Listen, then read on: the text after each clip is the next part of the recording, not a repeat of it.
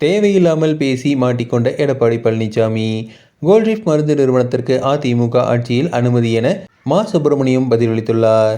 மத்திய பிரதேச மாநிலத்தில் இருமல் மருந்து குடித்த குழந்தைகள் உயிரிழந்த விவகாரம் தேசிய அளவில் சர்ச்சையை ஏற்படுத்திய நிலையில், இது தொடர்பாக தமிழக சட்டமன்றத்தில் எதிர்க்கட்சித் தலைவர் எடப்பாடி பழனிசாமி கொண்டு வந்த கவன ஈர்ப்பு தீர்மானத்திற்கு மக்கள் நல்வாழ்வுத்துறை அமைச்சர் மா. சுப்பிரமணியன் விளக்கமளித்துள்ளார். சர்ச்சைக்குரிய நிறுவன உரிமையாளர் ரங்கநாதன் கைது செய்யப்பட்டிருப்பதாகவும், நிறுவனம் மூடப்பட்டிருப்பதாகவும் அவர் தெரிவித்துள்ளார். மத்திய பிரதேசத்தில் இருமல் மருந்து உட்கொண்டதால் 25 குழந்தைகள் பலியான விவகாரம் தொடர்பாக கவன ஈர்ப்பு தீர்மானம் கொண்டு வரப்பட்டுள்ளது. குழந்தைகள் இறப்பு நடந்த 25 நாட்களுக்கு பின் தமிழகத்துக்கு தகவல் கிடைத்தது. தகவல் கிடைத்த 2 நாட்களுக்குள் மருந்து தயாரிப்பு நிறுத்தப்பட்டு நிறுவனம் மூடப்பட்டது.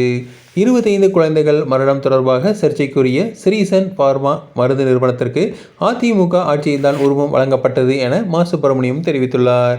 நிறுவனம் தொடங்கப்பட்ட 2011ஆம் ஆண்டில் இருந்து ஒருமுறை கூட மத்திய மருந்து கட்டுப்பாட்டுத்துறை ஆய்வு செய்யவில்லை.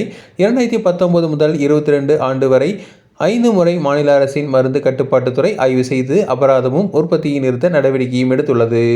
கடந்த ஆண்டில் உரிய ஆய்வுகள் மேற்கொள்ளாததால் 2 அதிகாரிகள் சஸ்பெண்ட் செய்யப்பட்டுள்ளனர் என தெரிவிக்கப்பட்டுள்ளது. சர்ச்சைக்குரிய மருந்து நல்லது என மத்திய பிரதேச அரசு சான்றிதழ் அளித்திருக்கிறது. எந்த மருந்து நிறுவனம் தவறு செய்தாலும் கடன் நடவடிக்கை எடுக்கப்படும். மருந்து உற்பத்தியை கண்காணிக்க சிறப்பு குழுக்கள் அமைக்கப்பட்டுள்ளன என அமைச்சர் மா. சுப்பிரமணியன் எச்சரித்துள்ளார்.